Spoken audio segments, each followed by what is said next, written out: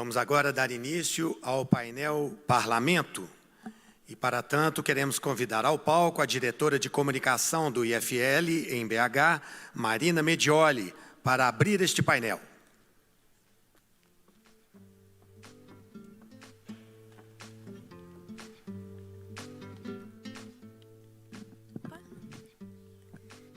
Bem, boa tarde a todos. Há cerca de um ano, as pesquisas eleitorais apontavam que 96% da população brasileira não se sentia representada pelos políticos. É um índice alarmante e que escancarava a crise de representatividade pela qual passava o país. As pessoas estavam claramente cansadas da classe política, que, por sua vez, preocupava-se mais em atender os interesses próprios do que os públicos. E ainda que os detentores de poder tenham tentado manter o status quo, criando barreiras, regras eleitorais rígidas, fundo partidário, centralização, nada adiantou.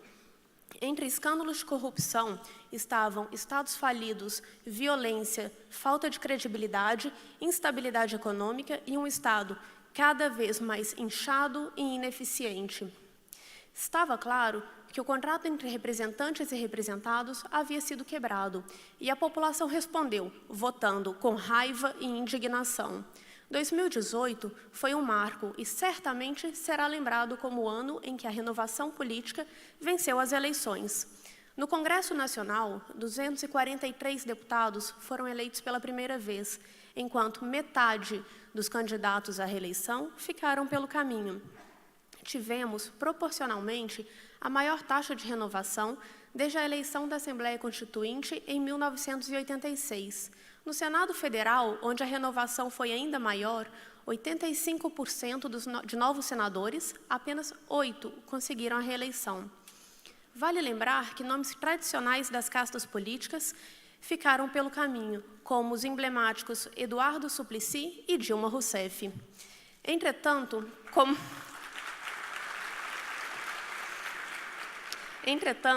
como toda mudança, a renovação traz consigo alguns custos. E a combinação da crise de representatividade com a expressiva renovação criou um cenário ímpar, que, se por um lado os eleitores buscam seus candidatos em movimentos e grupos da organização civil, o sistema, com enorme dificuldade em acompanhar as transformações, engessa e categoricamente obriga candidatos a se vincularem a partidos que sofrem de falência múltipla. O resultado não poderia ser diferente. Hoje, além do crescente número de siglas, temos partidos fragmentados que, por diversas vezes, viram e ainda verão seus integrantes remando para lados opostos. Isso evidencia o surgimento de novos desafios, novas formas de construções políticas, mas não se deve perder de vista o que é mais caro a uma democracia representativa, a vontade de seus indivíduos. E como diria a escritora russa Ayn Rand, a menor minoria na Terra é o indivíduo. Não podemos nunca, nunca nos esquecer disso. E é para falar sobre esse momento de mudança que se instalou no Brasil que daremos início agora ao nosso segundo painel, a renovação no Parlamento. Senhoras e senhores, convido ao palco o estrategista e cientista político Márcio Coimbra, a deputada estadual de Minas Gerais, Laura Serrano, e o deputado federal eleito por São Paulo, Kim Kataguiri. E para mediar o painel, convido o ex-presidente do Instituto de Formação de Líderes de Belo Horizonte, Guilherme Moredson. Muito obrigada.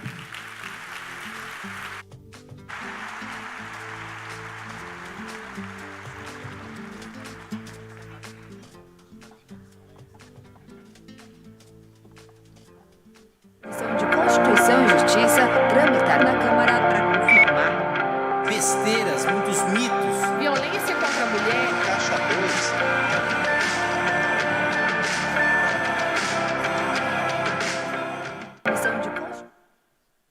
Pessoal, muito boa tarde.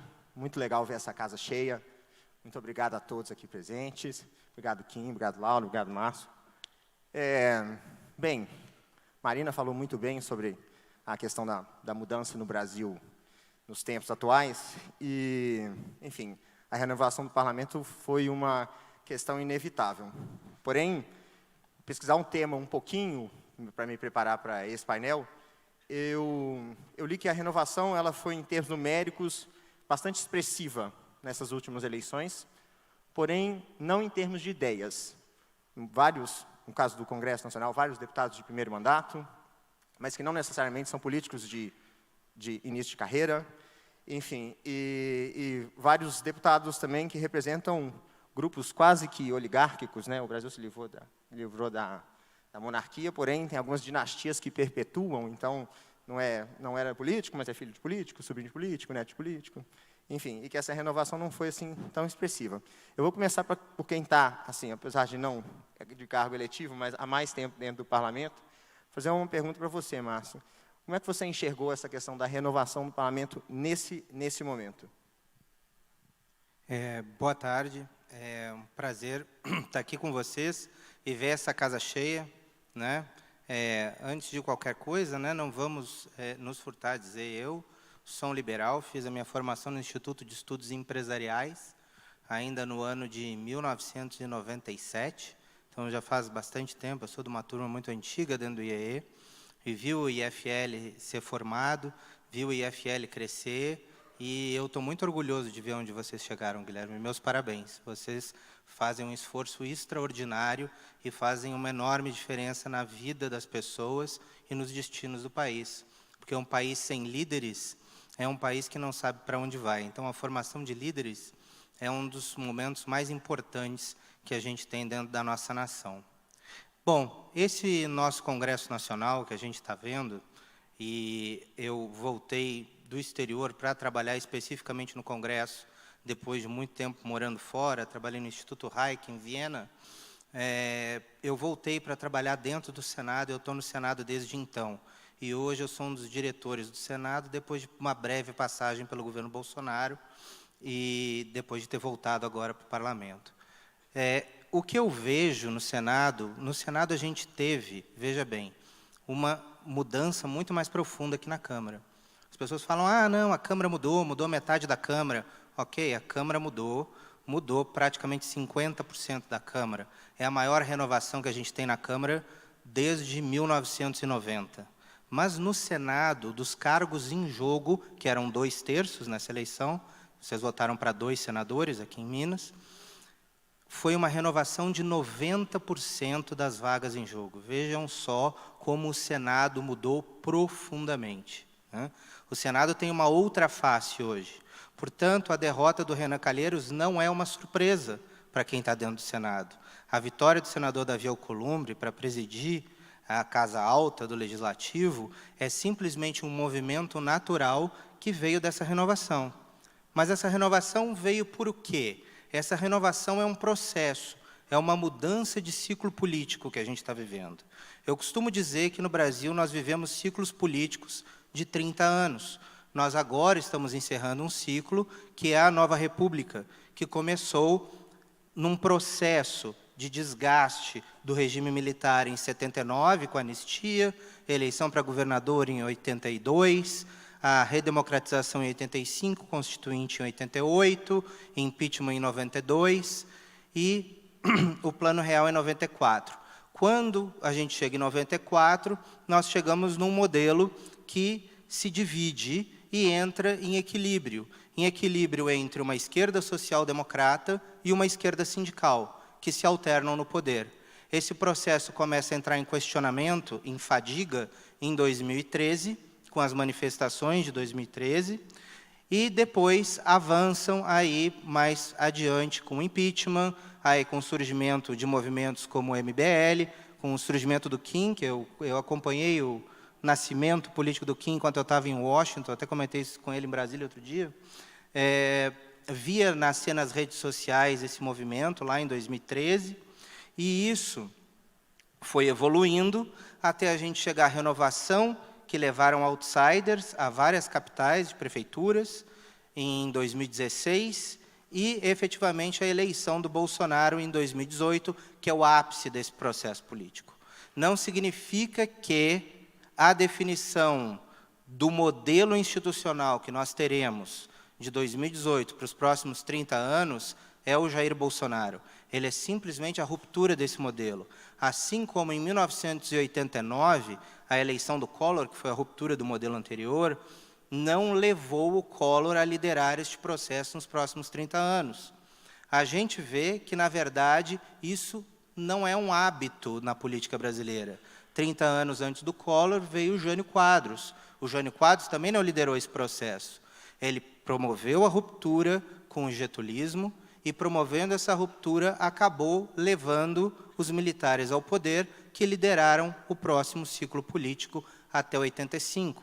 Portanto, nós temos, depois, antes de Collor, Jânio, e antes do Jânio, uma quebra de ciclo político, que foi a chegada do Getúlio ao poder em 1930, acabando com a República Velha e a política do café com leite, que surgiu 30, 40 anos antes, com o advento da República, em 1890. Então, a gente vê que a cada 30 anos a gente tem uma espécie de fresh start na política brasileira, e essa mudança acarreta uma renovação profunda. Portanto, a maior renovação da Câmara seria ano passado. Eu vinha dizendo desde 2016, eu vinha dizendo que a gente quem ganharia essa eleição seria um candidato que seria uma pessoa que se apresentaria como outsider, provavelmente seria um insider, que conheceria o sistema político, mas que se apresenta como outsider, e as pessoas compram essa versão. Nada mais isso que aconteceu. Afinal de contas, Jair Bolsonaro, 30 anos no Congresso, vem e se apresenta como o novo, não do Partido Novo, né? Como o novo, né? A gente tem também, em 1989, o mesmo estilo. Um político insider, que se vende como um outsider, por um partido pequeno, assim como o Bolsonaro, e ganha as eleições. Fernando Collor. Em 1960, a gente tem um insider, Jânio Quadros, havia sido prefeito de São Paulo, governador de São Paulo, por um partido pequeno, o PTC, e também ganha a eleição, se vendendo como um outsider. Então, na verdade, o que a gente está vivendo nesse momento é um período de incerteza, mas também de oportunidade e de reflexão, porque o que a gente tem aqui para frente é a possibilidade de criação de novas estruturas que podem moldar o país pelos próximos 30 anos. Perfeito, muito obrigado. Muito obrigado, Márcio. Pessoal, só reforçando, o telefone para quem quiser enviar perguntas é o 97181-3033. 97181-3033. Aguardamos as perguntas da audiência. Bem, seguindo o nosso tema, Kim, já que você foi citado, né, e eu sei sempre que o deputado é citado, ele tem direito de resposta. Você é um rapaz muito jovem, mais jovem do que as pessoas acreditam de vez em quando. Acho que a política já deve ter te dado algum baque, né? Mas você está começando a sua carreira política de um ponto extremamente alto, né? Você é talvez o deputado federal mais jovem dessa legislatura. Não? Tem um mais jovem que você? Meu Deus do céu. Com quantos anos? Abriram as portas da creche, cara. É mesmo. Confundiram, né? Mas, então, você é o segundo mais jovem, provavelmente. Você nos deu uma palestra muito interessante uma vez no IFL, contando como funcionam os meandros, né? Vamos dizer, as engrenagens de dentro da casa. Muito sobre o regimento interno e essas questões. Como renovar no parlamento? Como renovar no parlamento? Né? Renovar no parlamento é uma coisa, mas renovar no parlamento, sendo que todas essas estruturas já estão postas e que são complicadíssimas de se mexer, que dependem de um jogo político muito fino, enfim, e muito delicado. Como é que você consegue, ou como é que você pretende conseguir essas mudanças em prol da liberdade num parlamento assim? Perfeito. Bom, antes de tudo, muito obrigado pelo convite. Eu até brinco que eu já vim mais no IFL de BH do que de São Paulo, qualquer outro IFL, é o que mais me convida. Muito obrigado. Os mineiros são muito mais receptivos do que os paulistas. E dizer que foi bem político isso, né? Tipo, tô em Minas, aí mineira, aí eu chego em São Paulo, falei, aqueles mineiros malditos nos traíram em 32, né? Mas, enfim, até perdi meu raciocínio aqui já. Ah, sim, como renovar no parlamento. Bom, antes de qualquer coisa, eu acho que é importante, e é muito mais importante do que as pessoas pensam, conhecer o regimento da casa. Né? Até ele brincou aqui, não, o parlamentar tem direito de resposta, artigo 14 e tal. E realmente, infelizmente, a maior...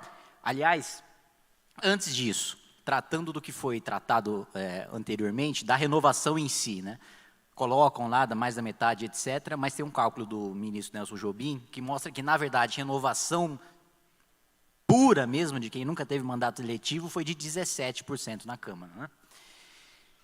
E boa parte desses 17%, se não a maioria, não tem ideia do que está fazendo lá, ou está fazendo besteira, ou está mal intencionado. Então, eu não tenho grandes esperanças ou grandes perspectivas em relação à renovação do parlamento, e entrando já no que eu ia falar, boa parte do trabalho do parlamento é conhecer o regimento da casa, o processo legislativo pela Constituição e saber atrapalhar quando você precisa barrar e ajudar quando você precisa ajudar a fazer o negócio caminhar.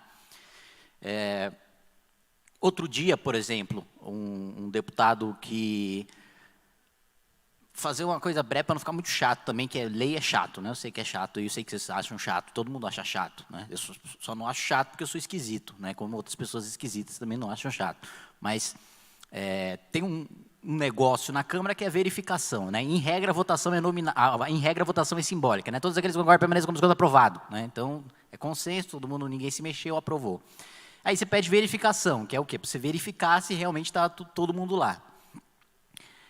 E aí, dia desses, eu pedi verificação, logo depois da votação, e aí determinado deputado, que eu não vou citar o nome, mas é namorado da Fátima Bernardes, ele disse que, e não gosta de ser chamado de namorado da Fátima Bernardes, ele disse que eu não podia pedir verificação porque a votação já tinha acontecido. Né?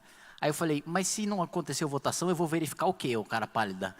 Aí ele chamou lá os 2, 3, aí ele tá certo, dá bom. Aí verifiquei, aí quando você verifica, precisa dar quórum, né? Em regra, não fica todo mundo na comissão toda hora, porque você está em 3, 4 comissões ao mesmo tempo, então você precisa ligar para os deputados para ir correndo, para votar, para dar quórum, para você conseguir avançar com a pauta. Então, 14 pessoas na comissão do trabalho precisam lá colocar o dedinho para continuar a reunião. Só que tem uma malandragem aí. Qual que é a malandragem? Quando você pede a verificação, você pode tirar a verificação a qualquer momento. E aí, o que geralmente, quando a oposição pede verificação, o governo faz? O governo pede verificação conjunta, que é para a oposição não tirar em cima da hora, e aí dá um golpe regimental, uma pedalada regimental no governo. Aí, quando deu 13, eu falei, retira a verificação. E aí, a presidente falou, ninguém pediu conjunta? Eu falei, não, ninguém pediu conjunta. E aí, então a votação vai ser nominal. Aí verificação, todos aqueles que concordam permanecem como se conta. Verificação. Por quê? Você pode pedir verificação de hora em hora, mas se você cancelou a sua própria verificação, não conta o prazo do interstício de 1 hora. Então, conhecer o regimento é fundamental para você trabalhar na casa e para você mesmo sozinho atrapalhar o trabalho de 15, 14, 16. Né? E nisso, infelizmente, a maior parte dos parlamentares, principalmente os novos, não sentaram a bunda na cadeira nas férias para estudar o regimento, para saber o que está acontecendo e ficam lá perdidos. E pior, boa parte ainda utiliza o cargo comissionado para contratar cabo eleitoral e não gente que efetivamente conhece do regimento para assessorar, que também é impossível você saber tudo do regimento. Você tem um cara que é o regimentalista, que é só para isso, só para te ajudar com isso. Você tem noções gerais, alguns se aprofundam mais, outros se aprofundam menos. Eu até fiquei triste, porque quando eu fui falar com a assessora da consultoria legislativa, ela falou que o último cara que tinha demonstrado tanto interesse no regimento depois de mim, antes de mim, tinha sido o Zé Dirceu. Eu falei, puta merda, né? Que histórico. Então, parte do processo legislativo é isso. E o outro ponto que precisa ser dito também é utilizar a rede social como instrumento, como meio para se fazer política e se obter um resultado. Então, eu uso o meu Facebook, eu uso o meu Instagram, eu uso o meu Twitter para tornar determinada pauta mais popular ou menos impopular, para que aquela pauta seja aprovada e que eu consiga seguir em frente, consiga aprovar aquilo e aquilo me ajude na hora de convencer o deputado. Maior parte da renovação utiliza a rede social como fim em si mesmo. Eu uso a rede para quê? Para crescer minha própria rede. Eu tenho um like para ter mais like. eu tenho compartilhamento para ter mais compartilhamento. Então, em vez de estar no plenário atuando de fato para virar voto e para ganhar a votação, é a pancada da live, né? É o cara que fica lá, oh, galera, estou aqui, votei assim, assim, assado, não sei o quê. Às vezes o cara nem sabe o que ele está votando. Olhou no painel, o líder indicou a votação, ele não, assim, assim, assado. E fato para vocês, né? Política real. A maior parte dos deputados não leem o que vota, sabe? Dos 513, assim, os 400 não leem, né? Fato. Desses 400, maior parte da renovação. Também para deixar bastante claro. O pessoal do Centrão lá, o pessoal que vive de emenda regional, que vive de propina, esses sabem o que está votando. Sabe, inclusive negociaram antes o porquê votaram e porquê está na pauta. Isso é bom ficar bastante claro, né? Quem faz o debate qualificado no nosso país, infelizmente, é quem vota em troca ou de propina, ou de emenda, ou de cargo. E também não se iludam em relação à renovação do parlamento, como também não se iludam em relação à renovação do Palácio do Planalto. Quando sai notícia falando que teve 40 milhões para deputado do Centrão votar a Previdência, é verdade. Quando sai notícia falando que o Bolsonaro deu cargo para o Ciro Nogueira para viabilizar a indicação do Eduardo embaixador no Senado, é verdade. Quando falam que as superintendências do IBAMA dos 27 estados estão sendo loteadas politicamente, é verdade. Do IFAM, é verdade. E você já teve deputado do PR falando, não, realmente, eu indiquei lá e o meu cara não tem a menor ideia do que ele está fazendo lá naquele cargo. Porque o cara é tão de baixo clero que o voto dele é regional. É a velha frase do Renan Calheiros, não me interessa o que sai no Jornal Nacional, não me interessa o que sai na Folha de São Paulo, o que interessa é o que sai na Folha de Alagoas. E, por coincidência, eu sou o editor-chefe, o dono e o redator. É isso, é esse o cara, é o grosso que está lá. Então, menos expectativas em relação ao que está acontecendo, porque eu vi muito otimismo aqui e vejo muito otimismo no mercado financeiro, mas não está assim não, gente. Vamos lá que a gente ainda não achou ali... Esqueci o nome do lugar oculto lá do John Galt. Oi? O Galtland? O que ele fundou lá. Atlântida. Bom, a gente ainda não achou Atlântida. Atlântida ainda está bem lá submerso, escondidinho e tal. A gente ainda está pedindo autorização para o fiscal corrupto para fazer a ferrovia lá. Quem quer fazer a ferrovia mesmo? Oi? Bom, mas só tem liberal fake aqui. A mulher lá que fazia a ferrovia. Danny Taggart. Isso. Danny Taggart. A gente ainda está, os Taggart ainda estão pagando propina para fazer a ferrovia. Aí, ó, prêmio de formação para quem soube aí. Kim, não, muito obrigado, realmente foi bastante esclarecedor. Eu resisti muito, assim, eu fiquei refletindo muito se eu deveria fazer essa pergunta ou não. Me falam que eu sou parecido com o Danilo Gentili, a única coisa que eu não devo ter é o dinheiro e os processos que ele tem, né? Mas minha pergunta vai para você, Laura. Uma coisa que me marcou na minha juventude, eu vi um ex-deputado, ex-governador, que eu não vou citar o nome, e que atualmente está preso, mas, enfim, né, tire conclusão quem quiser, que na crise dos supersalários, acho que deve ter sido isso em 98, 99, não me lembro exatamente que ano que foi. Supersalários aqui na Assembleia, quando escancarou-se o absurdo na época de que os deputados estavam ganhando salários de 60 mil reais. Essa pessoa, em rede nacional, defendendo que não, porque a função do deputado não é só votar leis e fiscalizar, ele também tinha uma função social, ele ajudava senhoras a irem à Aparecida do Norte e pagava a van.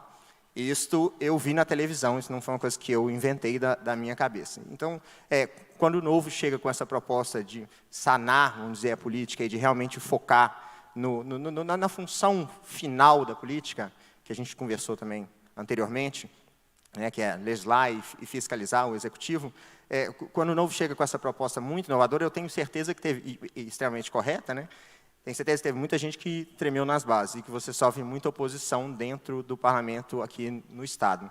Queria que você contasse um pouquinho como é que tem sido essa sua experiência, você também que é uma política em início de carreira, de tentar levar esses valores, porque muitas vezes as pessoas discutem, mas o que são 100 mil reais para o orçamento de Minas Gerais? O que são 20 mil reais? Tudo é sempre, né, o dinheiro dos outros é muito pueril, né, muito fácil de gastar. Como é que tem sido isso lá na Assembleia Legislativa?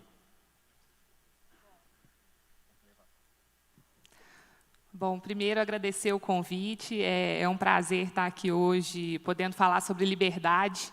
Eu costumo dizer que a liberdade econômica, na minha visão, é o maior propulsor de desenvolvimento social que a gente pode ter.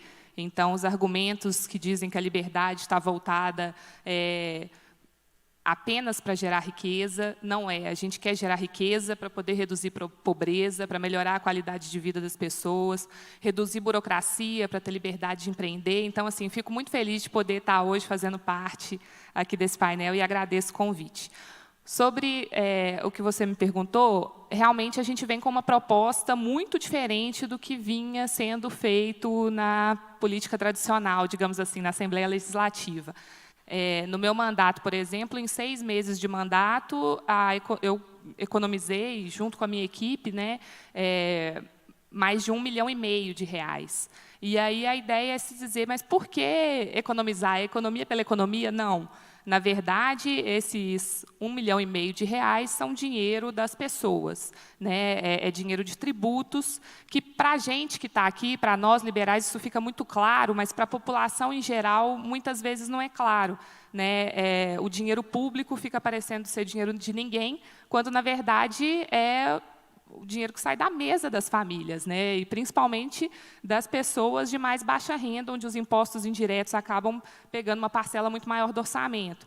Então, essa austeridade com o recurso público, a austeridade com o gasto público, e aí eu acho que um dos primeiros papéis do parlamentar é justamente demonstrar esse respeito pelo recurso público, é demonstrar o respeito pelas pessoas, pela propriedade, que é uma das coisas fundamentais que a gente defende, e eu vejo que assim acaba muitas vezes incomodando um pouco quem não age da mesma forma, mas é muito mais significativo para a sociedade que a gente possa gerar mais resultado gastando menos no parlamento do que fazer um assistencialismo de levar para uma comemoração, enfim, isso não vai gerar resultado estrutural, né? E até para as pessoas mais carentes, de mais baixa renda, é importante que a gente tenha essa visão. E aí, falando em termos de orçamento de Estado, a gente vê na situação fiscal e na crise que Minas Gerais se encontra hoje, que é uma coisa assim, sem precedentes, e que muito veio, né, da irresponsabilidade de governos anteriores em termos de aumentar despesas indiscriminadamente, justamente, muitas vezes, tentando dizer o aumento do gasto público, gastar desordenadamente, com bons preceitos, digamos assim, que vai melhorar as coisas, e a gente vê que a gente chegou num caos. Então, um paralelo que eu gosto de fazer, porque quando a gente fala em bilhões, às vezes fica um pouco etéreo para as pessoas, mas o Estado hoje de Minas Gerais é como se fosse uma família que ganha R$ 6.000, gasta R$ 6.600 por mês, tem dívidas correntes aí de água, luz, contas que não foram pagas de R$ 24.000 no mês e ainda um empréstimo de R$ 114.000 com bancos. Então, quando a gente puxa, é claro que em magnitudes infinitamente maiores, mas é essa a situação do Estado hoje. Então, gastar mais do que o necessário chega a ser uma irresponsabilidade. E eu acho que faz parte desse processo de renovação também ter uma visão diferente nesse sentido, um maior respeito ao dinheiro público. Só para finalizar, hoje na Assembleia Legislativa, a gente teve uma renovação de cerca de 40% dos deputados, mas um ponto importante foi que teve um aumento, uma pulverização maior de partidos políticos.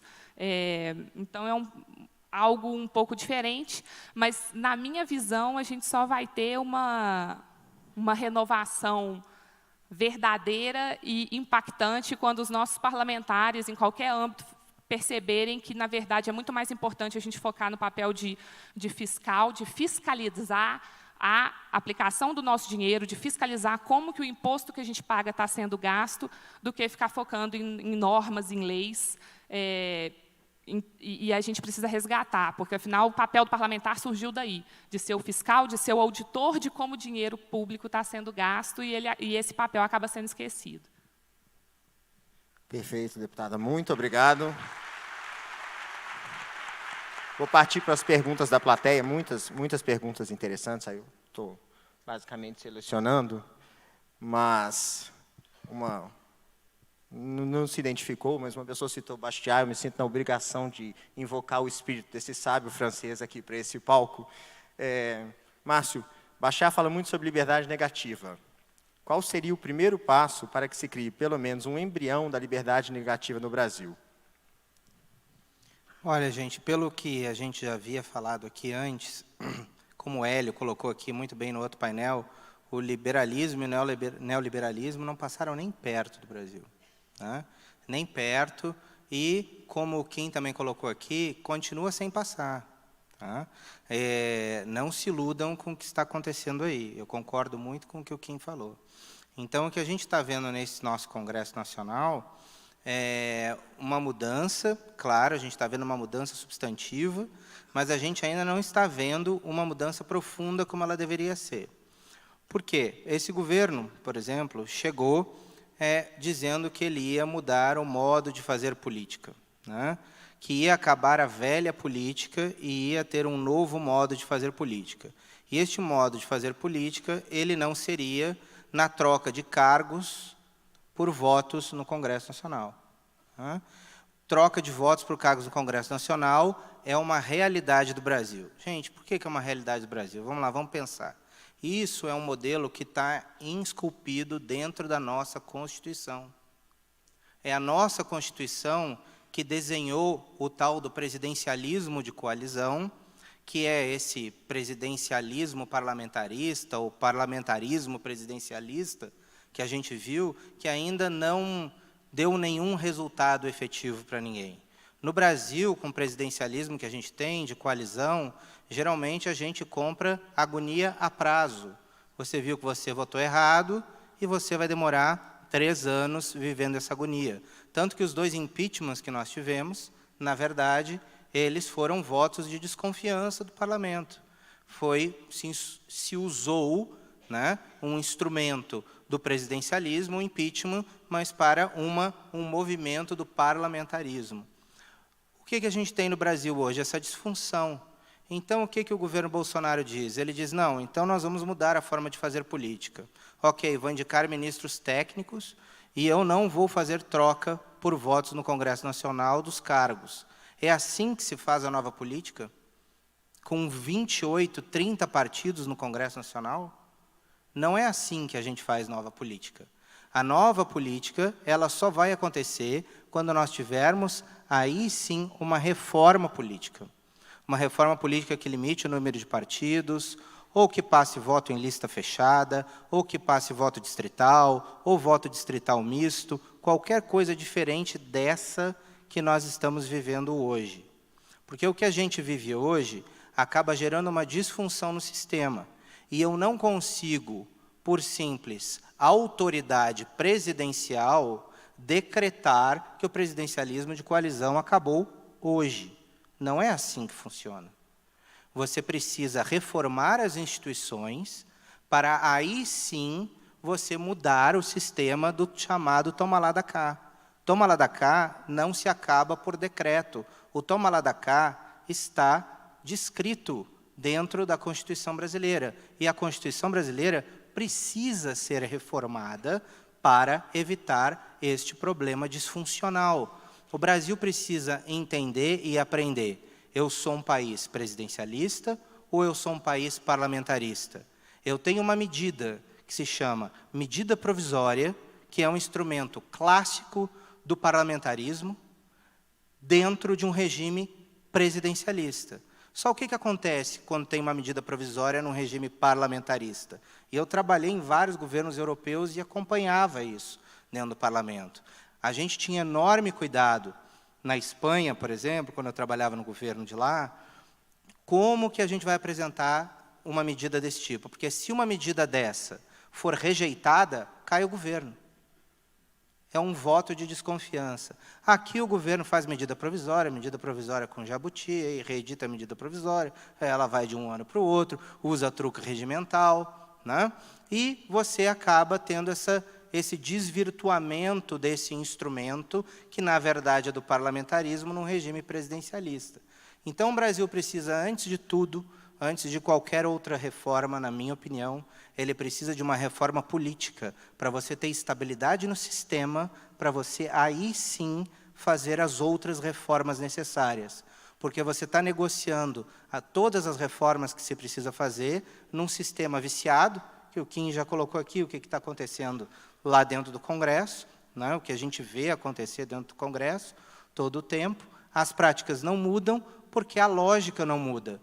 A lógica é fundo partidário, é fundo eleitoral, o partido hoje, né, virou um negócio, é um grande negócio que dá um bom dinheiro. Então, vale a pena você ter 30 partidos no parlamento hoje. Mas você precisa reformar esse sistema se você quiser que tenha menos partidos e que esses partidos possam efetivamente convergir para algum lugar. Antes de mudar as regras políticas, eu acredito que nós não teremos reformas profundas como o Brasil precisa. Perfeito. Brilhante. Kim, voltando a você uma pergunta. Imposto é roubo? É para responder. Vamos lá. Eu não vou nem entrar no mérito. E primeiro só registrar um protesto aqui, que ó, água estatal aqui, ó. Oi? Que deixar bastante claro aqui que no evento liberal ó, começou já aqui o... Produção, Posso traz que- uma que- água particular para o Gente, Araújo. enquanto a gente discutir o negócio que está anos-luz de acontecer e ficar perdendo tempo nesse debate, numa masturbação intelectual coletiva, a esquerda, o estatista, o patrimonialista e o centrão tomam o poder. Vamos debater política pública que dá para fazer agora, vamos debater o que está acontecendo agora, vamos debater por que a perspectiva do PIB saiu de 3% para 0,83%.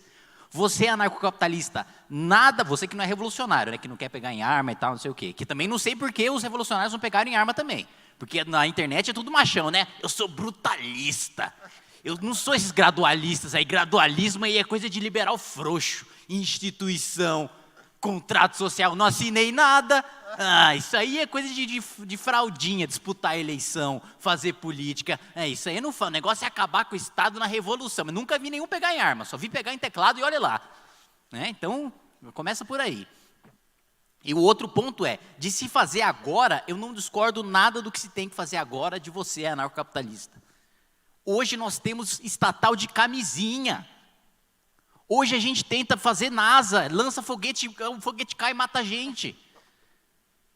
Hoje a gente está num nível tão distante de se discutir até o liberalismo no Brasil, que tem gente do PSB e do PDT que vota a reforma da Previdência.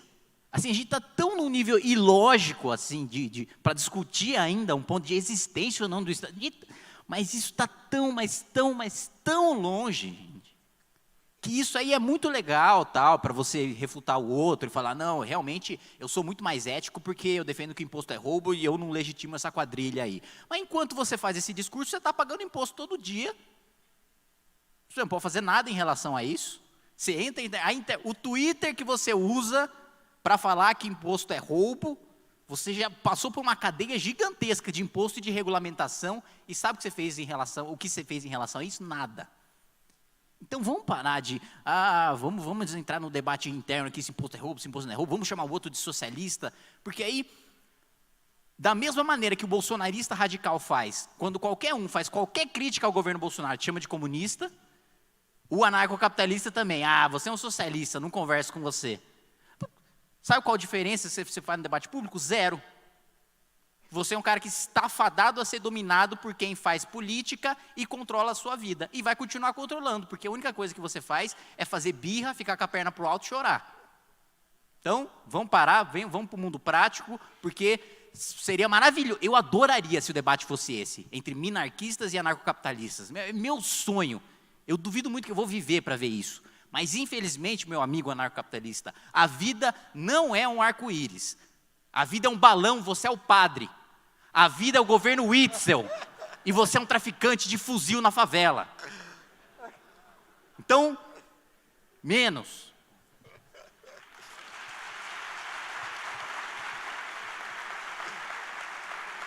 Eu juro que a pergunta era uma zoeira. Eu tinha uma outra pergunta, mas eu passo ela depois para você. Deputada Laura, a gente sabe que o Brasil vive um federalismo às avessas, né?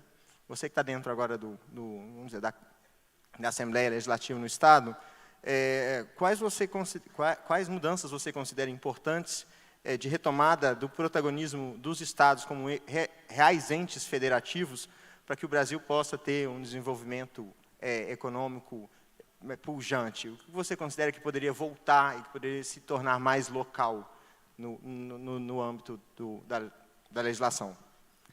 Bom, ligando um pouco com o que o Kim mencionou aqui e a sua pergunta, eu acho que os estados, inclusive, e aí não só o executivo, mas também os outros poderes, legislativo e judiciário, precisam começar a tomar mais a responsabilidade para si.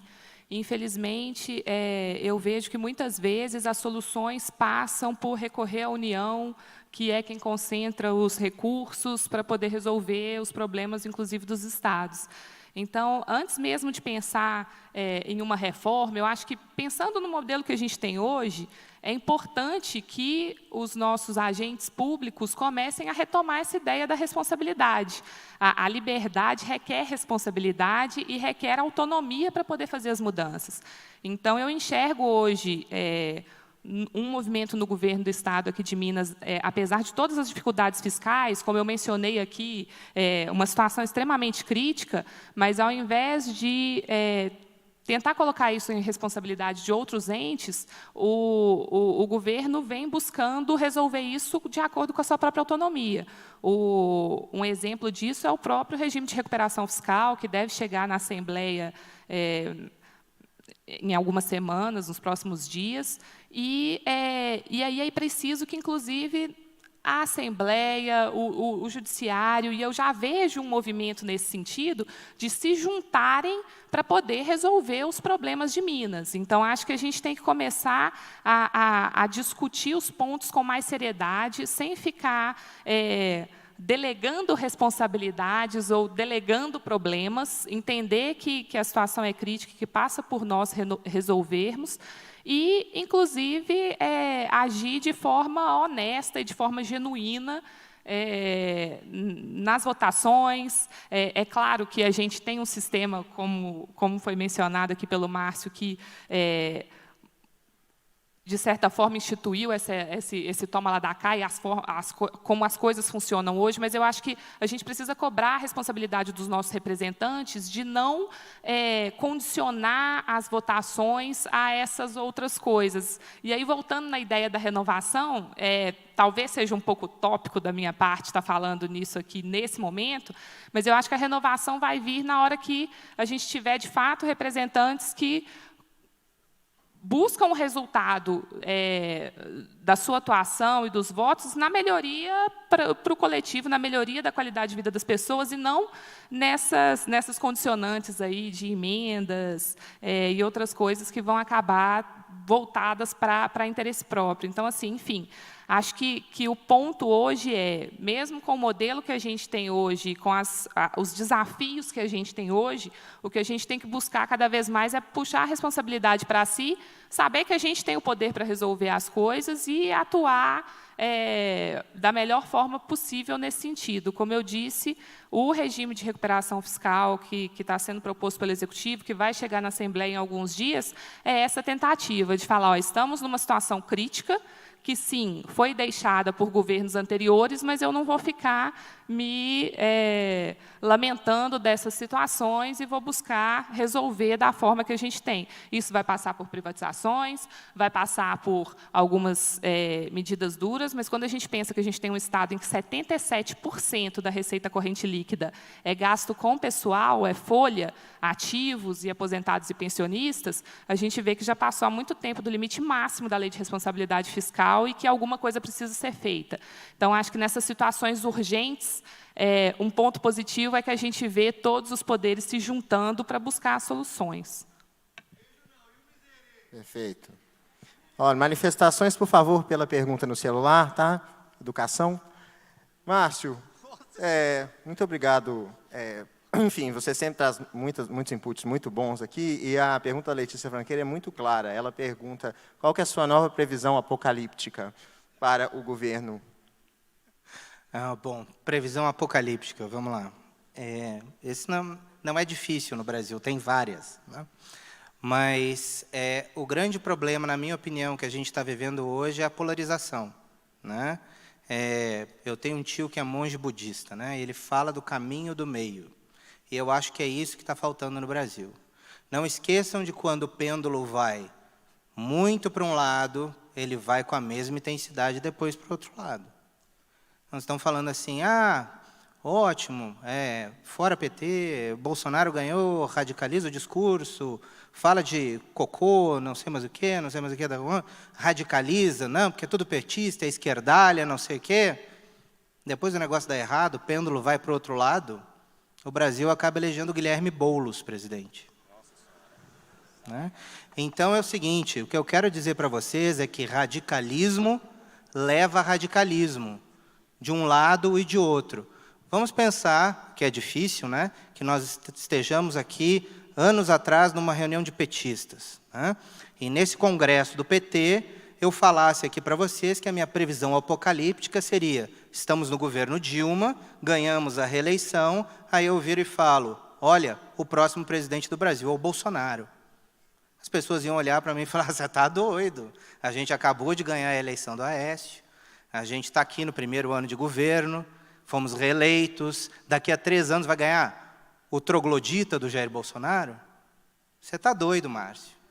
É a mesma provocação que eu faço para vocês agora. Vocês estão achando que o jogo está ganho? Não está, não. Se o regime do Brasil fosse parlamentarista, quem tinha o direito de indicar o primeiro-ministro? O PT, que fez a maioria dos deputados do Congresso Nacional. Na Câmara dos Deputados, quem fez o maior número de deputados foi o PT. Num regime parlamentarista, ele teria o direito de indicar o primeiro-ministro. Ia ser uma coisa linda, Bolsonaro presidente, primeiro-ministro do PT. Né? Mas, entendam o recado do eleitor. Não foi algo apocalíptico a vitória do Bolsonaro que varreu a esquerda do poder. E cada vez mais que você trata com sectarismo, nojo e ódio o outro lado se fortalece e depois volta num ricochete. E aí o Brasil vai viver o pior dos mundos, que é essa polarização. Como já foi dito aqui no primeiro painel, era um radicalismo lá no governo do PT, depois vira o radicalismo no governo Bolsonaro, aí depois volta o radicalismo do outro lado. Então a gente tem que prestar muito atenção, parar com a brincadeira, parar com a polarização, parar com o radicalismo e começar a fazer a coisa séria. E olhar para os projetos do país de forma séria e não sectária. Né? Apesar de jovem aqui, o Kim fez um dos movimentos mais importantes nesse sentido. Ele foi alguém que foi eleito, inegavelmente, nesse caminho que eu falei para vocês de desgaste da nova república, que vem com as manifestações, impeachment, lava-jato, ascensão do Bolsonaro, e ele foi eleito nessa onda. Mas agora, quando ele chegou lá em Brasília, ele chegou e falou, não, tem gente boa na esquerda. Tem gente boa na esquerda. Ou seja, ele entende que no parlamento e na democracia que garante a liberdade da gente estar aqui nesse debate hoje, o que todo mundo esquece, autoritarismo não nos deixa discutir aqui, não. Então, a gente deve prestar muita atenção e tomar muito cuidado com os autoritários de plantão. Agora, a gente deve louvar pessoas que chegam no parlamento, que poderiam ter toda a pose radical para lacrar que está na moda, etc. e tal, e ficar cada vez mais popular e surfar na onda, que é o que muitos parlamentares que chegaram de primeiro mandato estão fazendo. Agora, pessoas ponderadas que olham para o seu lado e veem pessoas que eles precisam conversar, e que eles precisam acordar para garantir a liberdade da gente estar aqui por intermédio da democracia, essas são pessoas dignas de serem representantes de pessoas liberais. Tá?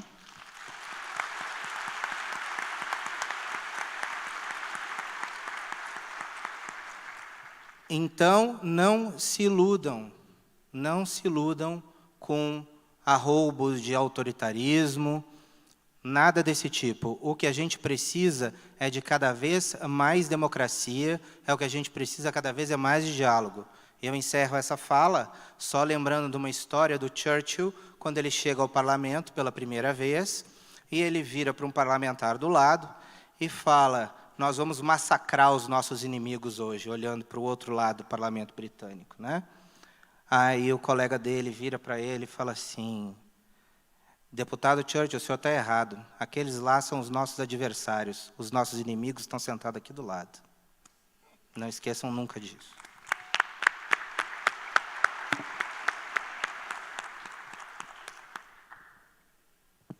Bem, Kim, eu tenho muitas perguntas para você. Parece assim, realmente você é uma celebridade hoje em dia. É tipo assim, tinha que ter uma cota. Pro bem e pro mal, né? Oi, pro bem e pro mal. Fala celebridade, parece que eu saio na rua. Não. Não Pessoas parece que eu saio na rua e você nego da sabe voadora. jogar videogame, umas coisas assim esquisitas aqui. Pessoal. Vamos manter o foco no Não é evento. coisa esquisita, é que você já passou da idade, só isso. Não vem com essa história, coisa esquisita, videogame. É o mesmo bullying que eu sofro lá na Câmara, lá. Você vem com essas coisas de videogame aí, não sei o quê. E você vem com essas coisas de emenda aí, vai se lascar.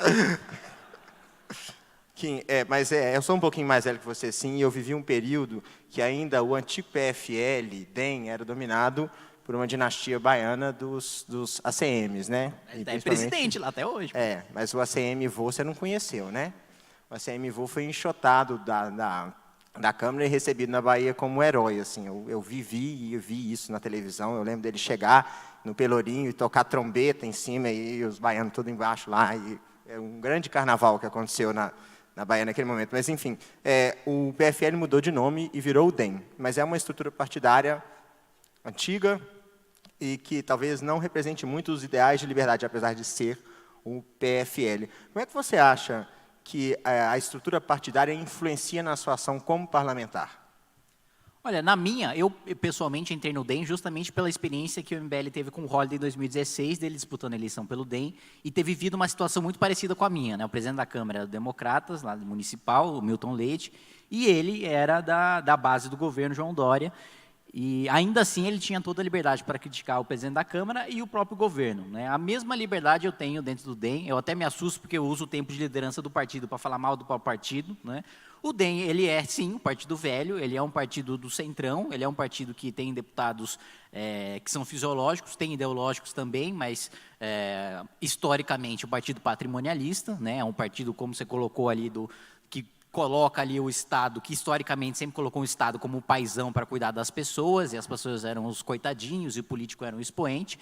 Porém, eu tenho toda a liberdade para falar absolutamente o que eu quiser sobre o partido, sobre qualquer figura do partido, e nisso eu até faço uma crítica construtiva ao Partido Novo, porque eu vejo da atuação do Novo na Câmara, eu concordo 1000%, todos os deputados do Novo, sem exceção, são meus amigos, porém o que eu vejo de estrutura de dirigente partidário é uma coisa muito centralizada e uma coisa pouco democrática, né? Então, isso precisa ser trabalhado. Partido político não é empresa e não funciona como empresa, não tem como você controlar do CEO ao faxineiro. Não, os núcleos locais, os núcleos estaduais, municipais, nacionais, precisam ser trabalhados para você ter democracia interna e você ter a participação, inclusive dos parlamentares, e não ser um negócio verticalizado em que você não pode criticar nenhum dos seus dirigentes ou nenhum dos seus membros. Eu não vou citar nenhum nome aqui para não comprometer nenhum colega lá de parlamento do Novo, mas vocês que estão me assistindo sabem, e vocês que conhecem o Partido Novo, sabem que há dificuldade em se aceitar críticas a dirigentes partidários, mesmo quando você é um parlamentar ou mesmo quando você é um governador de Estado. Há dificuldade em se aceitar críticas dessas figuras eleitas aos dirigentes partidários, e isso precisa melhorar se a gente quer construir um projeto liberal a longo prazo. Senão, vai ser PSOL da direita, não vai crescer, não vai assumir grande protagonismo, porque vai ficar sectarizado. Então, esse é um primeiro ponto. E no segundo ponto, que acho importante colocar também, é que, da mesma maneira como a gente vigia o parlamento e critica o parlamento e critica as figuras do parlamento, nós precisamos fazer com o Ministério Público, com o Judiciário e com a Presidência da República, né? Não dá para a gente acreditar que existe liberalismo econômico, não dá para a gente acreditar que há liberdade, o liberalismo em si, como foi muito bem colocado no painel anterior, né? Hoje, basicamente, liberalismo, esquerdismo, conservadorismo definido pela trinca de ouro, né? Cu, aborto e droga. É basicamente o que define se você é um liberal, um conservador ou um comunista. Né? Só que não tem absolutamente nada a ver, como bem colocado no painel anterior, o Burke estava pouco se lixando para o que você fazia com, sei lá, empresa estatal ou que casamento gay, estava pouco se ligando para isso. John Locke também não queria saber de reforma da Previdência. Então, assim, o que te define como liberal, como conservador, é muito anterior à pauta econômica ou pauta de costumes. Né? Aliás, uma das coisas mais bizarras que eu já vi, e eu até assumo o erro de já ter apoiado um candidato que se definia assim, é o cara que se define liberal na economia e conservador nos costumes. Né? Como se o conservadorismo fosse uma coisa de costume. Não, o conservadorismo, antes de qualquer coisa, é político. É você defender a instituição, é você ser um antirrevolucionário, é você acreditar na mudança por meio das instituições. Hoje não. Hoje tem cara que quer fechar o parlamento e defende que 64 e 85 foi democracia, falando que é conservador. Isso não é ser conservador, isso é ser revolucionário. Você é muito mais parecido com Stalin do que você aceita. Isso não é ser conservador. Ah, não, o problema do país é o Congresso Nacional e o Supremo. Era só fechar os dois que resolvia. Meu filho, bem-vindo ao PCdoB. Isso não tem absolutamente nada de liberal e nem de conservador, é muito pelo contrário. Né? Então, isso precisa ser pontuado. E outro ponto também, não adianta a gente ficar falando de liberalismo econômico e achar que está tudo às mil maravilhas, porque a agenda econômica está andando relativamente bem. A reforma da Previdência passou na Câmara e vai passar no Senado, mas a nossa projeção do PIB foi de 3 para 0,83% e vai cair. Por quê? Porque o governo abandonou o liberalismo em si. Não estou falando do econômico, estou falando da natureza do liberalismo.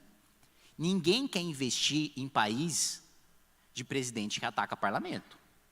Ninguém quer investir em país de presidente que quer ter hegemonia política.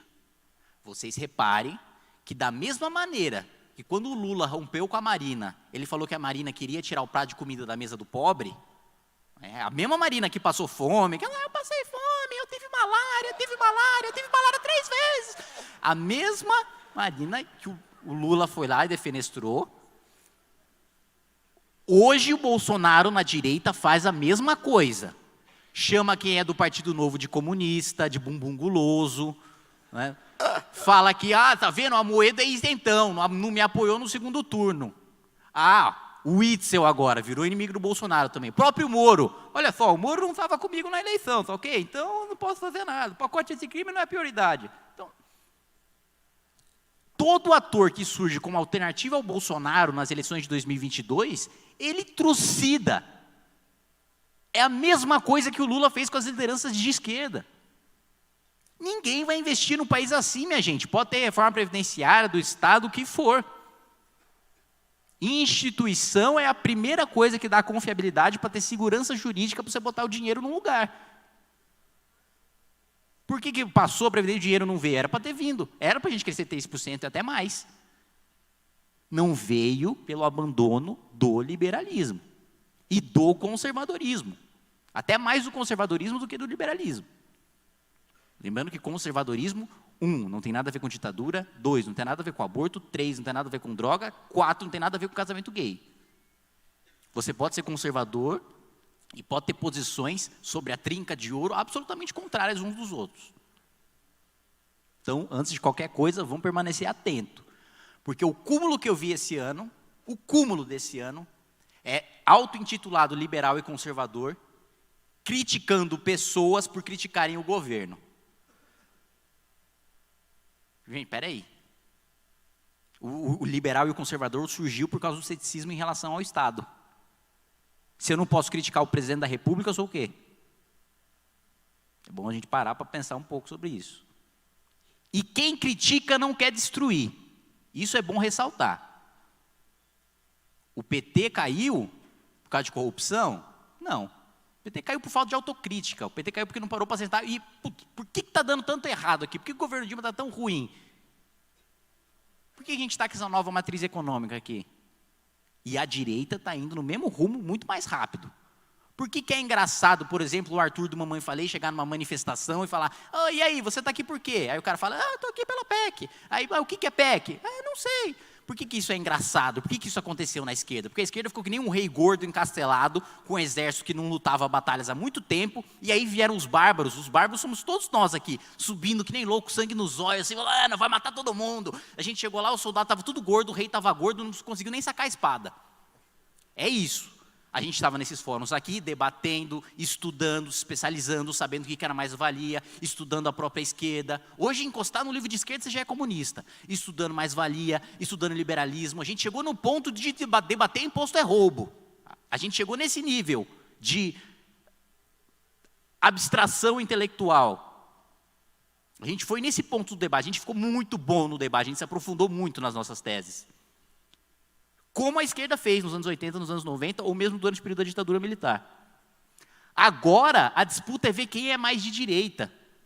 Ah, não, eu defendo mais a privatização que você. Ah, não, eu defendo mais o Bolsonaro do que você. Tá, mas por que você defende privatização? Você sabe? O grosso da militância de direita hoje não sabe por que defender privatização. Não sabe por que fazer reforma da Previdência. Não sabe por que precisa de reforma administrativa. Se tiver uma mãe falei de esquerda, hoje nós estamos fodidos. O cara vai vir assim e fala, e aí, você defende privatização? Defendo. Mas o que é privatização? Qual que é a diferença entre uma concessão, uma PPP, uma cogestão e uma privatização? O cara vai olhar para ele... Da mesma maneira que quando a gente pergunta o que é mais-valia, o cara fica lá com cara de tacho também, com cara de maracujá com celulite. Então, é isso. Ou a gente faz a autocrítica e corrige os rumos agora, ou os liberais e os conservadores vão estar chancelando e pavimentando a volta da esquerda para o poder e uma esquerda ainda mais radical, ainda mais autoritária, e eu estou preocupado porque eu sei que se o Haddad fosse presidente hoje, eu ia estar preso. Eu imagino se for o Boulos. Coisa pior. Então, não vamos achar que crítica é para destruir. Não, crítica é para a gente corrigir o rumo, seguir o rumo certo e não pavimentar o caminho para a esquerda.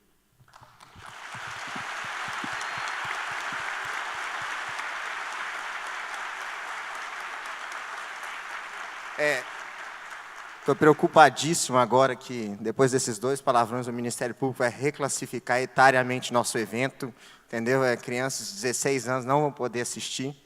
É um perigo. Enfim, Kim, muito obrigado. Deputada Laura, uma pergunta polêmica. Está preparada?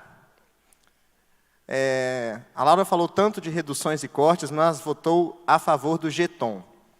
Isso não parece incoerente? Não deveriam todos os segmentos sofrer cortes em prol de um Brasil melhor? Bom, sem dúvida que todos os segmentos deveriam reduzir seus gastos em prol de um Brasil melhor, né?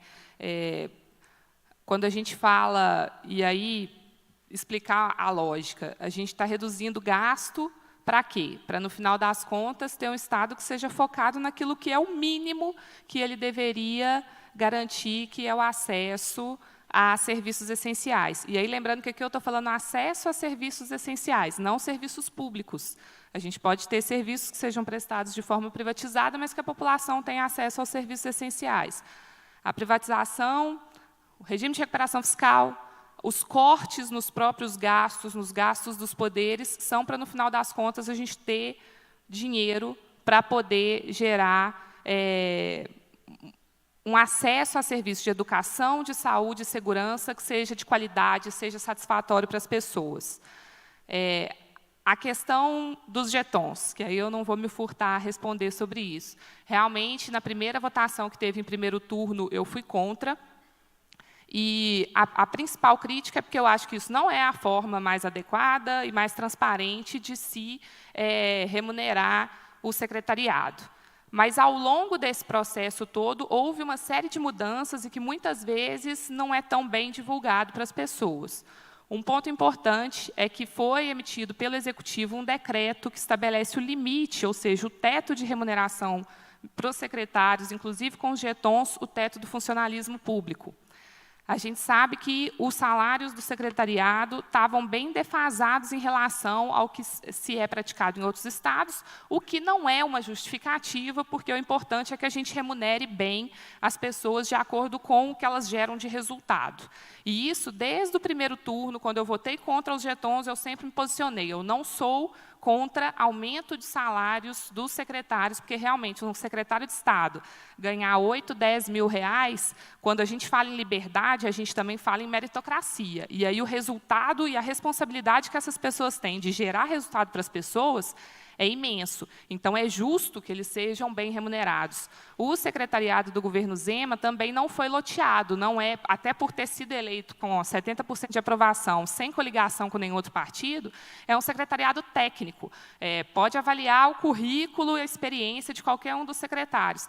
Enfim, as mudanças que foram acontecendo ao longo do processo, a maior transparência que se foi dada de como esses jetons aconteceriam, e a situação em que a gente precisa de pessoas competentes para poderem estar fazendo a gestão do Estado nas áreas importantes, fizeram com que realmente no segundo turno, e aí lembrando que inclusive a gente teve também um direcionamento, uma orientação partidária de voto a favor nesse sentido, mas mostrando que era importante a gente ter uma boa remuneração, e aí não é uma remuneração, gente, que chega nem perto do que secretários de Estado já ganharam em outros governos. É um negócio assim que é realmente para tentar chegar num mínimo ali de remuneração para a responsabilidade e para a competência que a gente quer num corpo de secretários de Estado para gerar resultado para as pessoas. Então, enfim, ainda considero que remunerar via jetons não é a forma mais adequada. Gostaria que a gente pudesse ter aumentado esses salários como aumento de salário mesmo, que eu acho que é justo e é importante nesse caso. Como a gente sabe que tem vários outros lugares onde a gente poderia estar reduzindo também, mas acho que muitos vão concordar comigo aqui que 8 mil reais para um secretário de Estado não é um salário que seria condizente com as responsabilidades, as atribuições, as capacitações, mas todo o contexto de como o Estado funciona hoje, a lei de responsabilidade fiscal, a alternativa que sobrou foi essa, mas que eu tenho certeza que com a melhoria do quadro hoje, né, quando a gente for avaliar o orçamento do Estado, as contas, a gente vai poder fazer isso de forma cada vez mais clara, mais transparente, como foi feito. Então, assim, essa é alguns dos pontos que a gente acaba tendo que se deparar quando a gente vê a política na prática, né? É claro que, como eu disse, o objetivo seria possibilitar que os nossos secretários tivessem, de fato, a remuneração via salário do que é condizente com a atribuição, a responsabilidade exigida e as competências, mas é essa a situação toda. Então, estou tentando aqui ser o mais transparente possível com tudo que aconteceu e responder aí o questionamento, que é um questionamento legítimo e é importante que ele tenha esse retorno.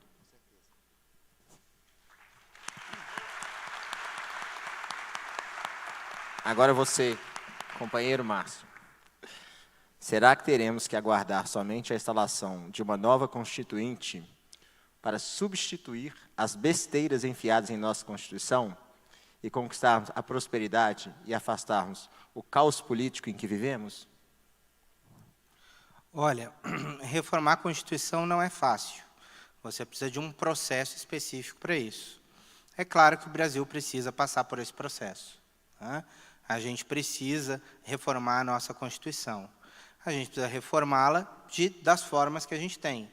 Hoje, a gente pode fazer muitas reformas por emendas constitucionais, e a gente tem muitos parlamentares com grande capacidade de fazer isso, que se articularem dentro do parlamento conseguem fazer, porque é o que eu falei para vocês mais cedo. A gente está passando por um processo de renovação. A gente não sabe qual vai ser o caminho que nós vamos tomar pelos próximos 30 anos. Isso não está muito certo. Como eu disse, nos últimos ciclos, aquela pessoa que rompeu com o processo não foi a mesma pessoa que liderou o processo que veio adiante. Então, pode ser que o Bolsonaro seja mais um personagem desse tipo, que vem romper o processo, mas que não lidere o processo que vem adiante. E eu acho que as mudanças constitucionais que virão, elas vêm no bojo desse novo grupo, desse novo processo, dessa nova visão de Brasil que a gente vai ter daqui por diante, daqui pelos próximos 30 anos, até quando eu acredito que a gente vai ter uma mudança de ciclo político de novo. ainda está tudo muito se acomodando. Talvez a gente veja uma hegemonia de políticos ligados ao Poder Judiciário, ao Ministério Público, à Polícia Federal. Talvez a gente veja uma presença mais forte dos militares. Eu sei que tem muitos militares se organizando para as eleições municipais. Então, isso aí também pode trazer os militares para dentro da política. Ou seja, tem vários caminhos que se pode trilhar. Mas, dependendo ainda isso precisa sedimentar, né? Quando isso estiver sedimentado e isso ficar muito mais claro, aí a gente vai ver essas mudanças acontecerem aos poucos. E eu sou uma pessoa que acredita na mudança aos poucos. Então, eu acho que eu posso ser chamado de conservador. Eu não sou uma pessoa dada a rompantes nem a revoluções, porque eu não acho que é assim que se resolve as coisas. Eu acredito, assim como quem colocou aqui, em instituições. E é exatamente isso. Ninguém vai colocar dinheiro no Brasil se nós não tivermos instituições fortes. E não adianta nós atacarmos as instituições, não adianta nós fecharmos instituições achando que nós vamos fazer as reformas mais rápido. O custo disso depois é altíssimo. Então, a gente não pode se iludir por uma melhora rápida, destruindo todo um edifício democrático que, aos poucos, vem sendo colocado de pé ao longo das últimas décadas. Não existe liberalismo à la carte. Não existe, eu concordo com certo autoritarismo ali para ganhar algum liberalismo aqui. O liberalismo à la carte leva à servidão. É só ler Hayek, que vocês vão entender muito bem isso.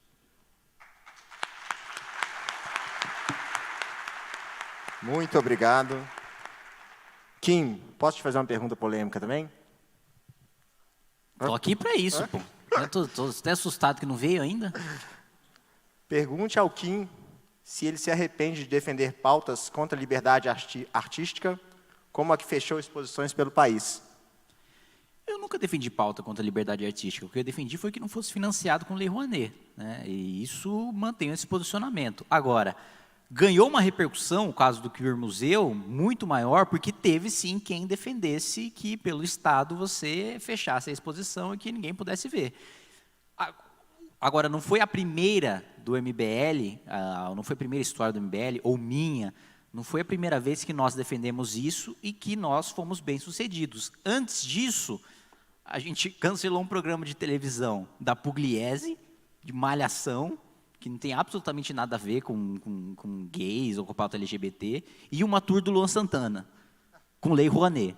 Só que não teve a mesma repercussão porque não teve a mesma reação da sociedade em relação ao Queer Museu. Mas o meu ponto é ser contra, e aí até quando eu falo isso, o pessoal da esquerda fala, nossa, mas como assim?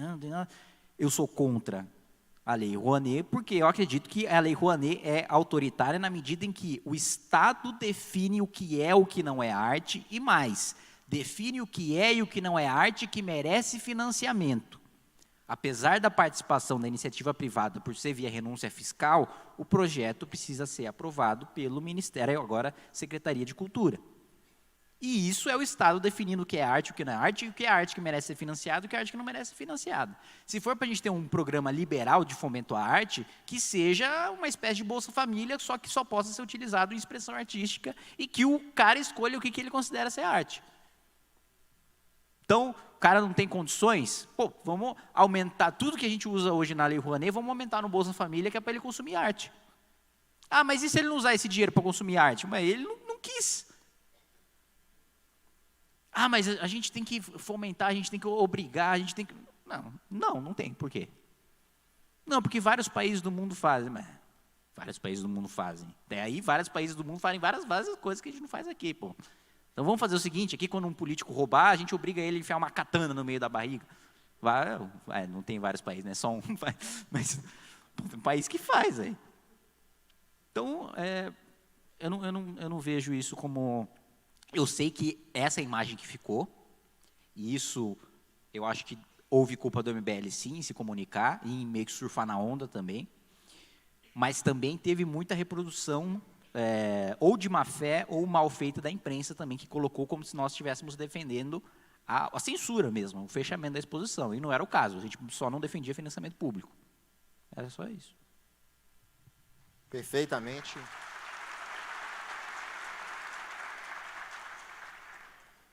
Deputada Laura, uma pessoa que gostaria de saber a sua opinião sobre o projeto de aumento de impostos que o governador Zema mandou para a Assembleia.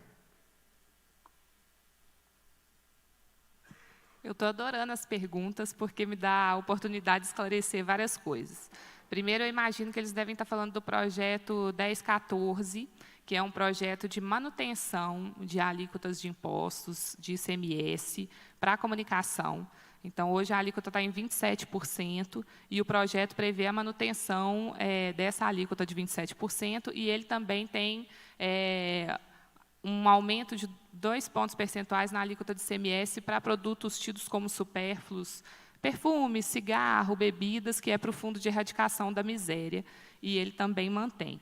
Bom, voltando, então, à lógica da questão. É óbvio que, como liberal, eu quero reduzir impostos. É óbvio Glória a Deus. que eu adoraria votar a favor disso, mas a liberdade também pressupõe responsabilidade. E, como eu disse, hoje a gente tem um Estado que não permite renúncia de receita. E aí eu até peço que quem puder estudar um pouco mais das contas, mas eu tento fazer esse paralelo com as contas da família, para mostrar que a gente realmente está num rombo fiscal de, se a gente for, vou tentar ser até mais prática, né? Assim, a cada mês, o déficit fiscal do Estado aumenta em R$ 1 bilhão. Ou seja, as nossas despesas, elas sobem muito mais rápido, muito mais acelerado do que as receitas. E é um compromisso do governo do Novo, é um compromisso do governo Zema de não aumentar impostos, não aumentar a carga tributária. Se vocês olharem no projeto, aí foi um cuidado que eu tive de avaliar se existia algum produto que estava entrando na lista, no caso lá das listas dos produtos supérfluos, ou seja, porque aí você teria, de fato, um aumento de alíquota. E não tem. Só que, no momento que a gente está, seria uma irresponsabilidade de um gestor público ter as contas em déficit e, antes de procurar colocar essas contas em dia, ele propor uma renúncia de receita, né? Então, é bom ficar muito claro que esse projeto é um projeto de manutenção de alíquota, mas logo que a gente tenha as contas sanadas, o objetivo é, inclusive, que a gente possa propor redução de tributos. Mas um gestor ele tem que agir com responsabilidade. Aí, como eu disse, a cada mês é R$ 1 bilhão. O que é essa responsabilidade? Hoje, o governo do Estado e aí busca apoio dos outros poderes, da Assembleia Legislativa, do Judiciário, para buscar esse protagonismo de resolver as contas públicas. Então, é onde eu falo, a grande solução que a gente vê hoje como viável é o regime de recuperação fiscal, que eu, inclusive, sou defensora, são projetos importantes que vão chegar na Assembleia, que a gente precisa e a gente conta com essa solidariedade e essa sensibilidade dos colegas deputados para ver que Minas na verdade, não tem outro jeito. A gente precisa, de fato, desacelerar a despesa. A gente precisa reduzir. Como eu disse, a gente tem 77% da receita corrente líquida que é gastos com pessoal, ativos e aposentados e pensionistas. Do que sobra, 8 bilhões por ano é de serviço da dívida. Então, o que existe de recurso para educação, saúde e segurança, para colocar gasolina na viatura, para poder colocar remédio no posto, para poder colocar livro na escola, é muito pouco e assim, é quase nada. Então, acho que quando tem que ter essa visão também de que a gente não pode ser irresponsável. E aí, no momento que a gente tiver o regime de recuperação fiscal que ele estabelece lá, via lei complementar 159, que é a lei complementar que estabelece as contrapartidas que o Tesouro Nacional exige dos estados, a gente tem uma série de medidas de uma mini reforma da Previdência, você tem aumento da contribuição previdenciária dos servidores, tem uma série de privilégios no poder público que vão ter que deixar de existir, porque você exige uma certa equiparação ao que acontece no governo federal em termos de adicionais de remuneração. As próprias privatizações, que são um ponto importante para gerar receita e também para permitir que essas empresas sejam, de fato, indutoras de desenvolvimento e não que impeçam o desenvolvimento, como é o que hoje acontece com CEMIG e Copasa. Então, são pontos duros, mas importantes, convênios.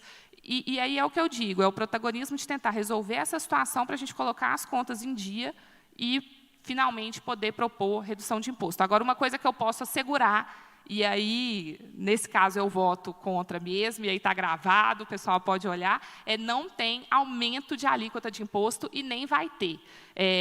O governo Zema ele quer melhorar as contas públicas, reduzindo despesa e aumentando receita via atração de investimentos. Aquecimento econômico, atração de investimentos, desburocratização, que gera emprego e aí você aumenta a arrecadação por volume e não por aumento de alíquota tributária. Só para concluir, lembrando que o problema do Estado hoje não é um problema de estoque. Então, não adianta, é um problema de fluxo financeiro. Como eu disse, as despesas crescem muito. Não adianta a gente receber aí muito dinheiro, 135 bilhões, que ele vai cair num buraco negro de despesa que hoje cresce vegetativamente, quando a gente pensa em gasto pessoal, porque a gente tem as carreiras, por mais que não aumente nada, ela vai continuar crescendo. E o que precisa ser feito é redução dessa aceleração, é diminuir essa trajetória de crescimento das despesas, que é o que o regime de recuperação fiscal vai fazer. Então, é isso, só para esclarecer, não é aumento de imposto, é manutenção. Óbvio que eu gostaria que a gente estivesse propondo redução de imposto, mas no cenário atual seria uma irresponsabilidade em termos de gestão.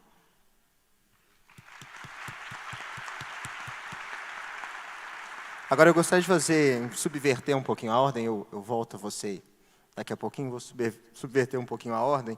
Uma pergunta para vocês dois, quem você pode começar respondendo. O parlamento, né, a própria origem do nome parlamento vem de parla, né, que é de falar, né, de fala. E eu sinto que muitas vezes o parlamentar ele sofre dois tipos de pressão. Um por falar coisas e um por não falar coisas. Não sei se você sofre, por exemplo, uma pressão de alas mais radicais do MBL, se você sofre pressão, por exemplo, de movimentos feministas, enfim, se você sofre esse tipo de pressão, e, por outro lado, também vocês já falaram coisas no parlamento, com as quais, assim, no submundo, nos subterfúgios da política, vocês foram pressionados e etc., se vocês podem compartilhar isso aqui com a gente.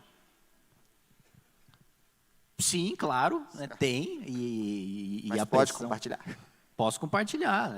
Bom, crítica ao governo Bolsonaro, não preciso nem falar, né, de pressão, porque tanto o governo pressionando, pedindo para retirar meus... Aliás, isso é muito bom expor.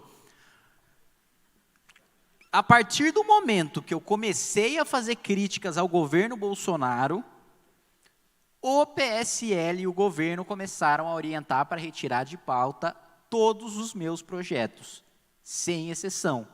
E todos são projetos liberais. Então, o governo está fazendo exatamente aquilo que no plenário ele critica que o PT faz, que é oposição por oposição. Não interessa qual a pauta, ele obstrui porque é inimigo. O governo Bolsonaro boicota projetos liberais por birra. É bom que isso fique claro. Retiraram de pauta um projeto meu para ter ponto eletrônico para servidor. O governo Bolsonaro não quer que o servidor público seja fiscalizado. Retiraram um projeto meu para diminuição de impostos que são gastos em serviços municipais, e é um pouco complexo, mas vou tentar dar uma pintura geral aqui para vocês. Hoje você tem os municípios gastam cerca de 5,25% de serviços que são ou do Estado ou da União. E isso não deveria acontecer, o município tem que prestar serviço municipal.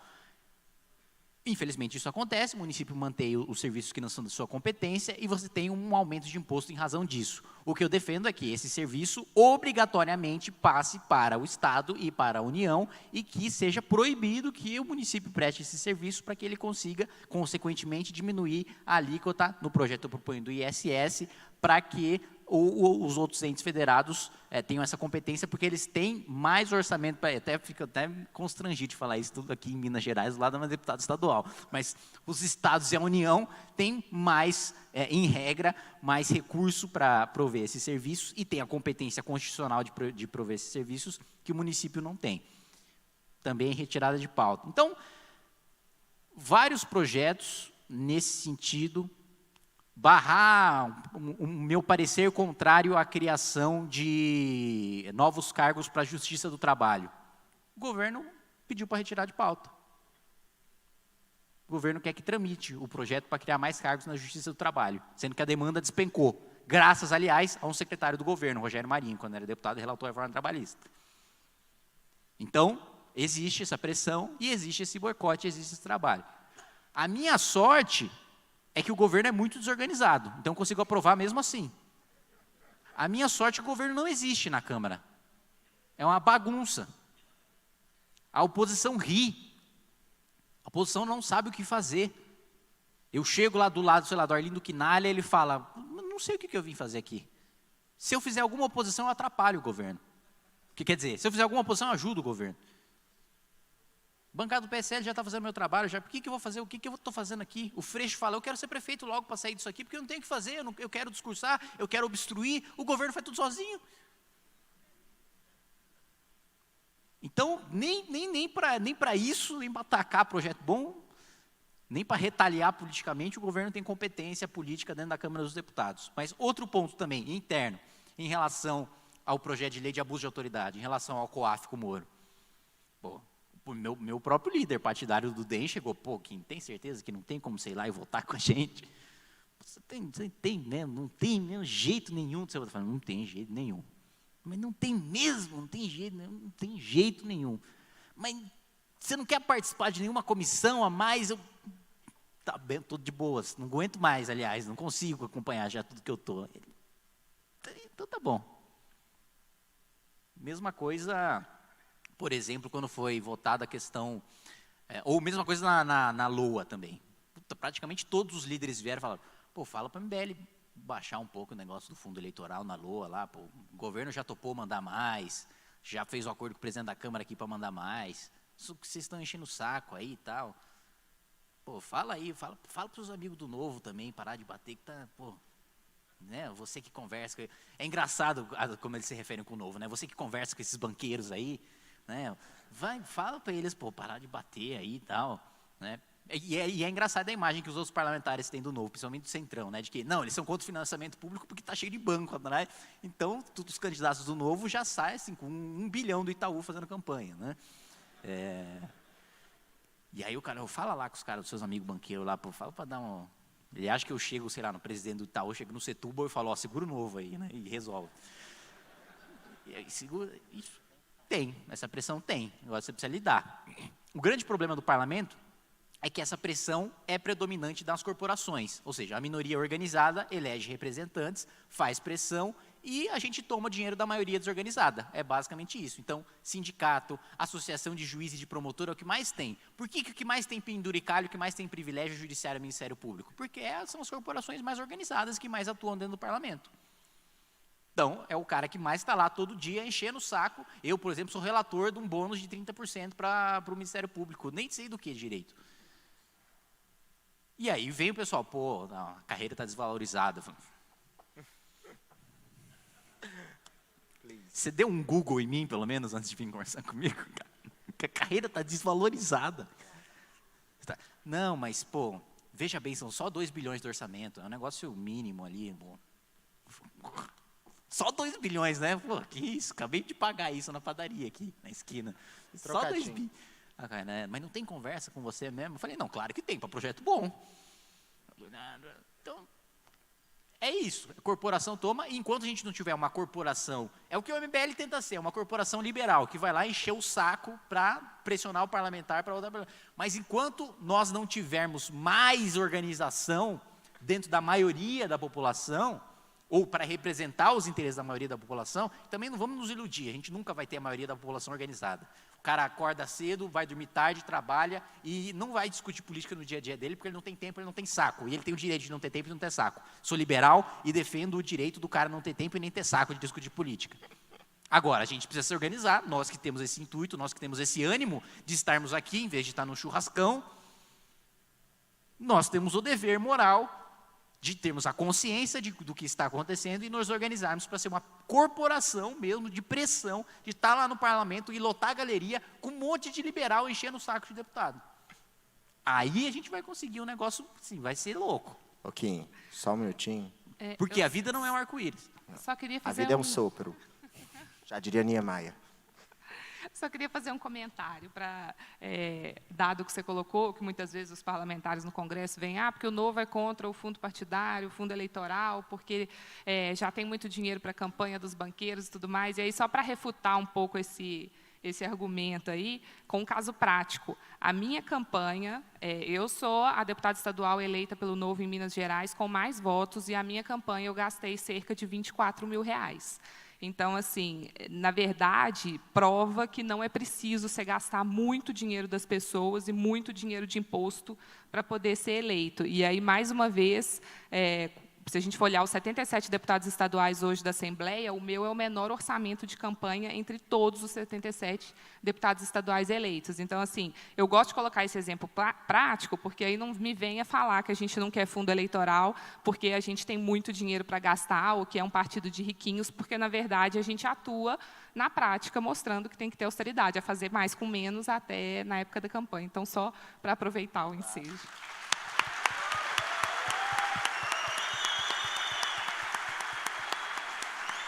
Companheira, só queria saber se você sofreu alguma pressão da pauta feminista, da agenda feminista,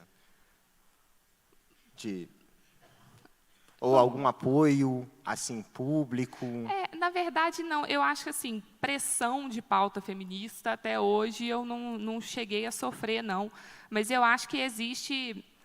uma coisa, um limiar, assim, interessante de atuação, porque, por ser uma deputada mulher, e a gente, hoje na Assembleia, das 77, 10 são mulheres. Da bancada do Novo, só eu de mulher. Então, acaba que assuntos que sejam relacionados a mulheres, meio que naturalmente as pessoas, às vezes, me procuram para conversar, e aí é um ponto delicado, porque é aquela atuação, eu defendo o indivíduo, a mulher e os homens têm que ter os mesmos direitos, os mesmos deveres, as responsabilidades, mas acaba que, naturalmente, pautas relacionadas à mulher chegam para mim. E eu acho que, muitas vezes, são pautas importantes, quando a gente fala, por exemplo, me convidam para fazer um evento que chama o Salto da Liberdade, que é para poder conversar com mulheres sobre política, mostrar que é importante também a participação da mulher na política. É óbvio que a participação do homem na política também é importante, mas é interessante a gente conversar, talvez pelo fato das mulheres estarem mais afastadas, mostrar que é importante a participação da população como um todo. Então, eu fico, às vezes, nesse desafio, assim, de... É uma coisa natural que muitas pautas de mulheres chegam para mim, ao mesmo tempo, eu não me considero sofrendo pressão por isso, e até porque eu me posiciono muito bem. Por exemplo, na semana passada, se eu não me engano, a gente teve a votação da PEC 14, que era uma proposta de emenda à Constituição do Estado, para obrigar que se tivesse pelo menos uma vaga para sexo diferente na mesa diretora da Assembleia. Como... tradicionalmente sempre são homens, essa vaga para o sexo diferente seria vaga para uma mulher. E, inclusive, me colocaram também na comissão especial de avaliação dessa proposta. E eu estava lá como vice-presidente. E eu fui radicalmente contra, votei contrária, porque eu acho que as políticas afirmativas e essa reserva de cota de resultado, porque, no final das contas, Eu já não concordo com as cotas nas chapas eleitorais, porque eu acho que isso não gera resultado em termos de maior participação da mulher na política. Você gera laranja, gera mais corrupção, então já não concordo. Mas isso ainda você poderia dizer que é uma cota pensando na oportunidade, mas deixando bem claro, sou contra, não funciona e não vai funcionar. Burla-se a regra para as coisas acontecerem e as mulheres não participam mais da política, apesar de você ter 30% ali de sexo diferente. E, nesse caso, lá na Assembleia, era pior, porque você queria colocar uma vaga específica para a mulher participar da mesa diretora.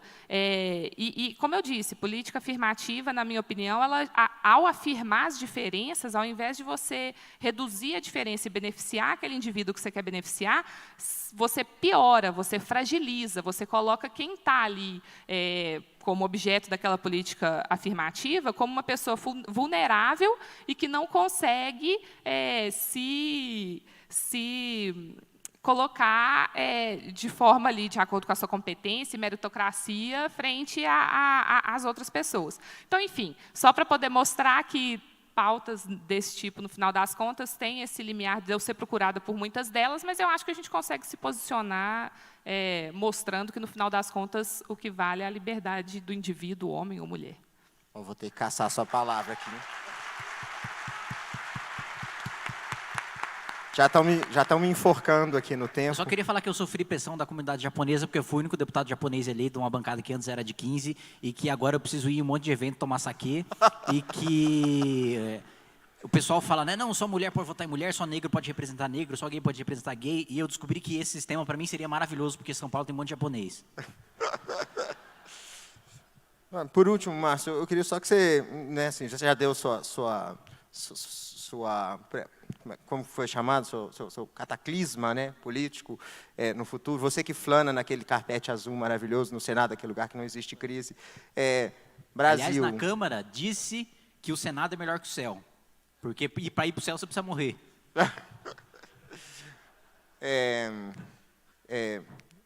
Eu queria que você só encerrasse, nos dando assim, uma breve posição, como é que você imagina os próximos anos, até a próxima renovação do Senado? O que vai ser, porque a renovação do Senado é muito longa, né? Assim, os mandatos são muito longos. O que você imagina daqui? Olha, o Senado... Muito brevemente, porque já estão me matando também. Tá. O Senado ele tem essa característica de se renovar mais longamente. São mandatos de 8 anos. E nós tivemos uma grande renovação dessa vez. Como eu falei para vocês, 90% dos 2/3 das vagas que estavam em jogo. Isso não quer dizer que todos sejam políticos novos, mas dentro dessa safra vieram muitos políticos novos.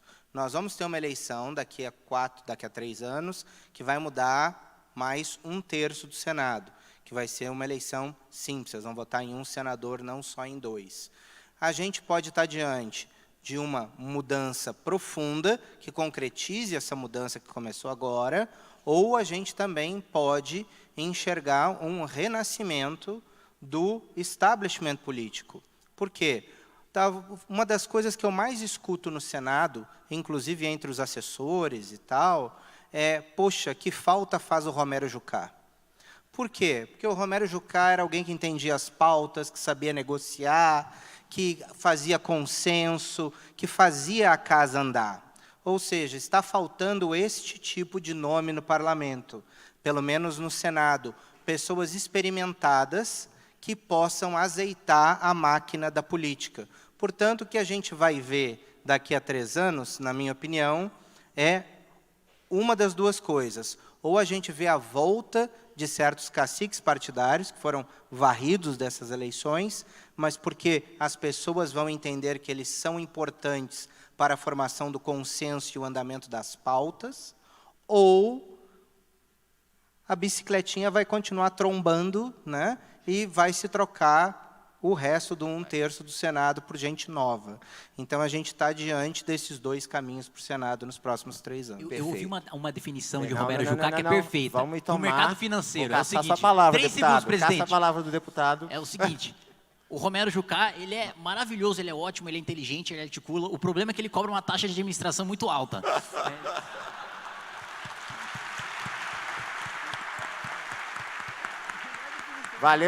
Valeu a piada. Pessoal, agradeço a presença de todos. Deputado Kim, deputada Laura, professor Márcio, muito obrigado. Encerro esse painel, dando sequência ao evento agora. Muito obrigado.